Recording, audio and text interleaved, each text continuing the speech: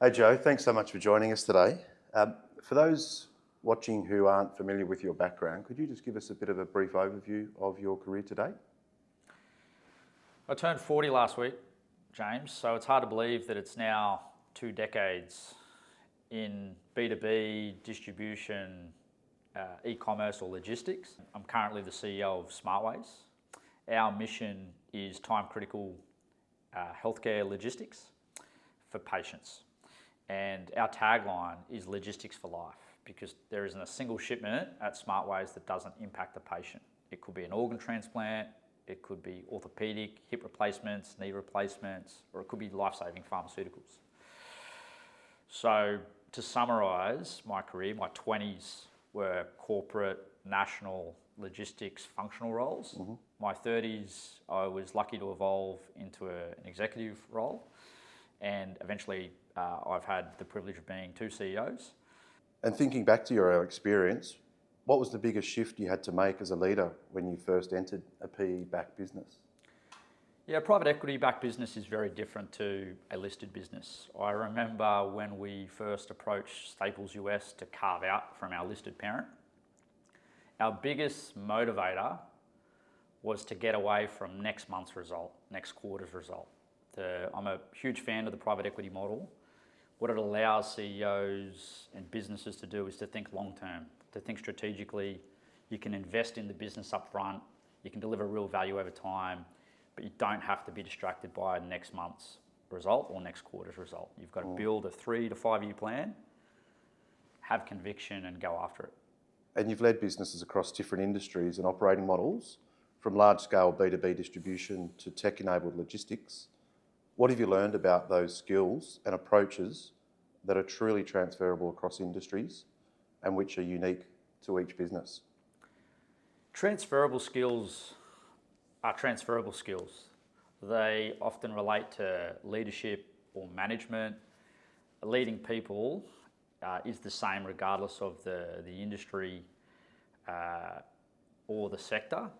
The most important skill I've found in high growth or transformational businesses in private equity is recruitment. Building the right team that has the right horsepower to take the business in the right direction is absolutely fundamental. Transforming a business, you usually have to transform the people. There's the old saying, if you can't change the people, you change the people. What's unique and different for every industry is usually the external factors. It doesn't matter what you can see internally, you have to embrace the nuances of the industry. That could be regulations, could be external customers. It's usually the competitive set that's very, very different, or suppliers. So what's unique to every industry is the external factors. And how do you build credibility quickly in a company where you've not been the technical expert, moving from B2B distribution into something like Smartways? Yeah, you can build credibility quickly, but trust is earned. Trust takes time, and you can never rush trust. But in terms of building credibility quickly, you've got to get in the boat with the team, you've got to ask questions, you've got to solve big problems. That'll earn you credibility with the team quickly. But as I said, people will smell inauthenticity. People will see if you're fake. If you try and build trust too quickly and not earn it over time, people will sniff that out. So you can build credibility fast, trust takes time. I did wonder, I remember we had a small hand in playing, in recruiting to the Smartways role, but, there was a bit of a question mark going to healthcare. It seemed a bit small at the time. It seemed a bit, a bit of a left field into healthcare, but I think you sort of connected with, the business at some point. Oh, absolutely. The purpose makes a massive difference. I probably undervalued the purpose joining the business. Whilst you can read it on paper, see it on the website, it makes a massive difference when you're in a healthcare asset, you're in a healthcare business that wakes up every day and focuses on patient outcomes. It creates a lot of pressure as well. When we make a mistake, which can happen, it can have a really negative impact on someone's life. But we try and make the environment a positive pressure. So yeah, can't underweight the purpose of the business. Yeah. And what did you find to be the biggest challenges and also the unexpected opportunities that come with succeeding an owner? going from managing thousands of people or hundreds of millions of dollars of revenue to a much smaller business, the biggest challenge for me was how hands-on I had to get. Had to, in parallel, build a team. Yep. CFO, COO, head of HR, head of sales, build out the entire executive team whilst performing the business, running its operations and scaling it. That was probably the biggest challenge for me. My go-to historically was strategy, change management, building the long-term financial roadmap, and then to go to laying the bricks, doing the heavy lifting myself while building the strategy was definitely a challenge, but it was a really good experience that rounded me out.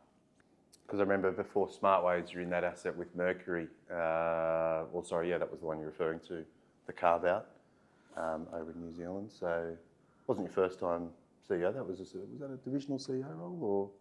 No, that was my second. That was my first CEO role. Yep. Second carve-out. So my first private equity role was with Platinum Equity when we carved out from Staples US. Yep. My second private equity role was backed by a Kiwi firm called Tiri and Mercury Capital here in Sydney. And then my third private equity role and second CEO role was with Smartways, which is a privately owned business and it's backed by Allura Partners. Yep. And what's the most understood aspect of working within private equity for you? The most misunderstood element of working with private equity is that they're all different. It's true that the three most important factors are you need capital, you need an investment thesis, and you need a management team. But the most misunderstood aspect is that every private equity firm is different because people are different. So understanding their philosophies, their value proposition, who they are as people will set that one private equity firm apart from another. 3 years into this PE ownership cycle, how's your role as CEO evolved, and what should a CEO be focused on at this stage of the value creation plan? Yeah, so third year in to the CEO position is definitely a different experience than my first year.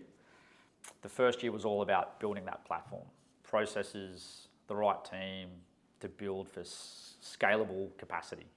So putting in place that platform was definitely the priority.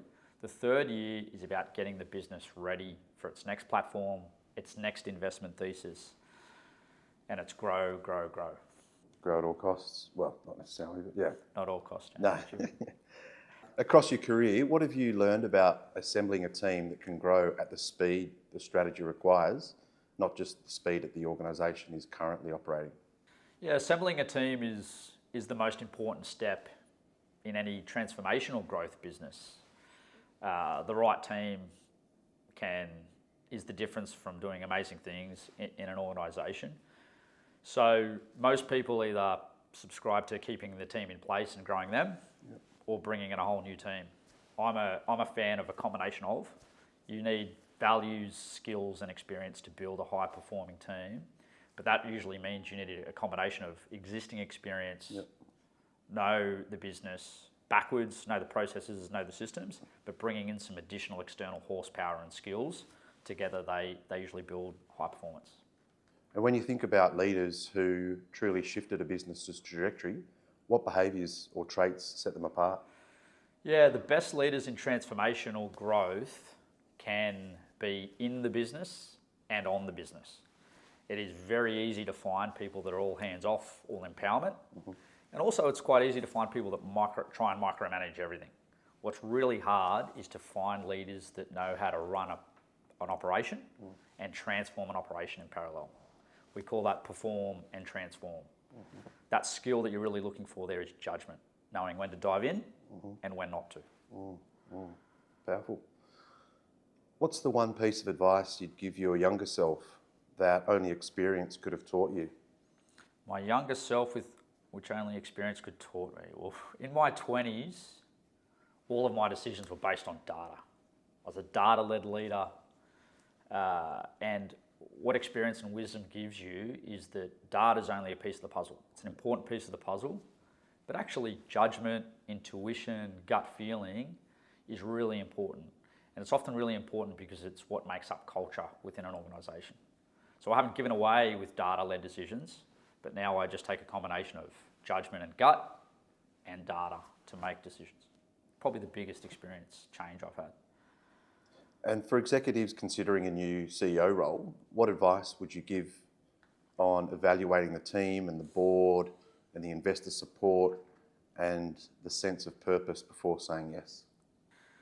Yeah, so if I was giving advice to a prospective CEO joining private equity, the first piece of advice I'd give them is to interview the board.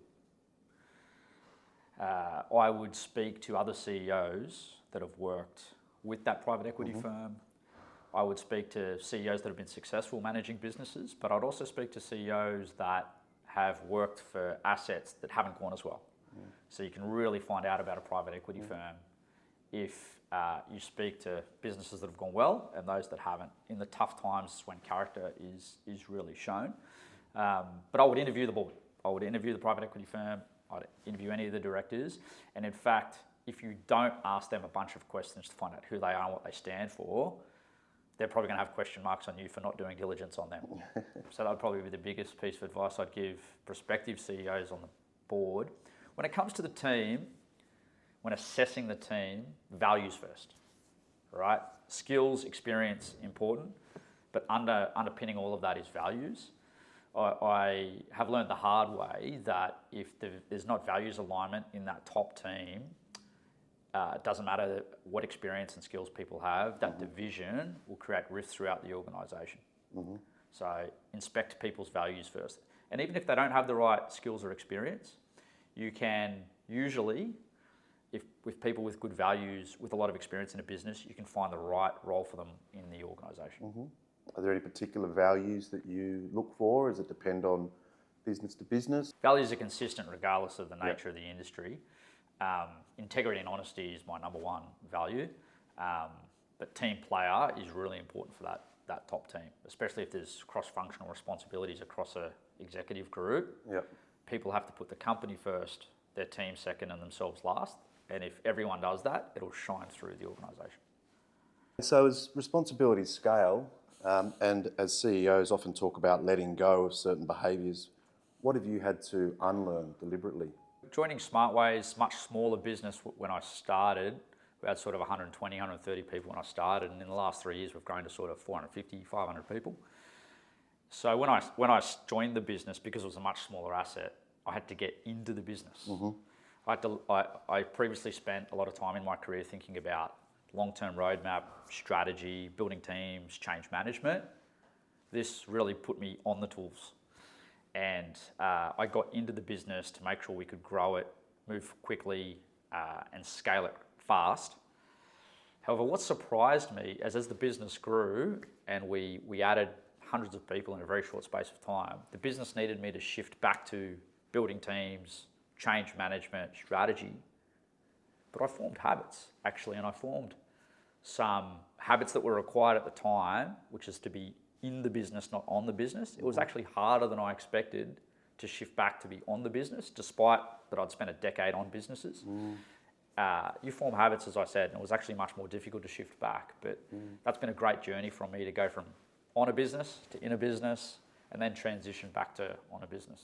And I suspect in that scenario, hard to let go perhaps, how does the team react, when you're trying to, it's importantly not to micromanage, empower them, is that also a friction point where you're trying to get off the tools but also, empower them at the same time? Do they see that? Yeah, it's a really good point. Making that decision between when to empower and when to hands-on lead is critical, and it usually depends on the team or the person.